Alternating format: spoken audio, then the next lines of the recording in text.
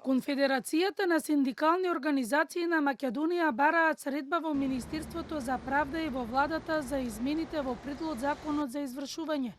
Тие тврдат дека голем број на организации и граѓани реагирале зошто не биле повикани во делот на измените, бидејќи граѓаните за ниски неплатени сметки плаќаат енормно високи суми на пари и со тоа се прави дополнителна сиромаштија, вели Маријан Ристевски од Конфедерацијата.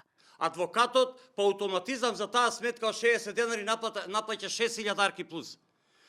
Адвокатот ги дава на нотарот уште 4000 трошкови дополни, кога ќе стигне кај извршител стигнува неверојатна сума од 17000 денари. И тоа денеска е во пракса. Тоа мора да престане.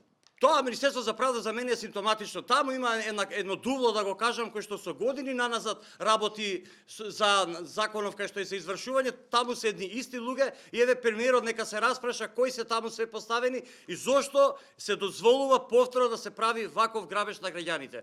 Од Министерството за правда со одговор дека ваквите тврдања биле неосновани и дека сите закони и законот за извршување се транспарентни и по неговата подготовка ќе биде објавен на ЕНЕР, каде ќе имаат можност сите да го разгледаат и да дадат сугестии.